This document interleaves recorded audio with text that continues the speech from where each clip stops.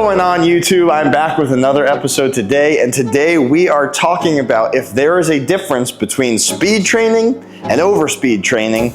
Let's discuss. So I've gotten a ton of misconceptions about what speed training actually entails. A lot of people think overweight training, underweight overspeed training, and normal speed training are all of the same thing. Well, in fact, they're all completely different. So let's discuss which one you should be doing and what kind of they look like. Now, the first aspect is just straight up overspeed training. Overspeed training is taking something that is lighter, like the speed toad, so that you can swing it faster, training your nervous system to move faster and training your fast twitch muscles to actually be active in your swing versus your big, strong muscles that you don't want to be in your swing.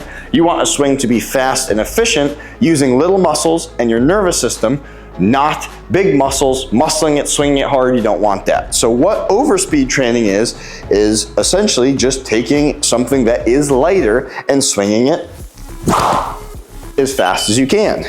Just continually swinging it as fast as you can so that when you're swinging something that's lighter again than your normal driver, your body's gonna be able to move faster, your nervous system breaks through barriers, and you start to be able to swing faster when you go back to that club. It's essentially breaking through those barriers, and then it carries over onto the actual golf course. That's why overspeed training is so good. It's also less taxing on your body, even though you're moving faster, because it's lighter. So what you would do for an overspeed training session would be A, buy a speed toad, follow along on the speed toad app, but you essentially just swing as fast as you can for 12 to 18 times, and that's what overspeed training is. Now let's discuss what speed training is. Speed training is actually just using your driver to get faster. A lot of times, speed training comes in sessions where you will just focus on club speed while hitting a golf ball, not worried about ball flight or anything else, and just hyper focus on swinging this driver as fast as possible. You can do this on the range, you can do this with a simulator, you can do this into a net. It really doesn't matter. Your job is to swing your driver as fast as possible. So when you're speed training with the driver, again, the only focus is to swing the driver faster.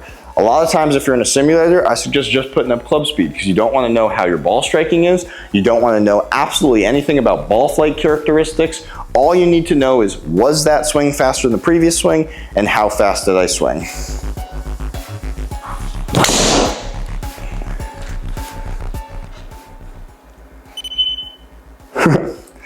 Now, the third aspect of speed training that everybody says is speed training is overweight training. I do not recommend overweight training at all. Overweight training, A, increases your risk of injury. B, is going to lead to worse technique in your actual swing, even though people say it leads to better technique.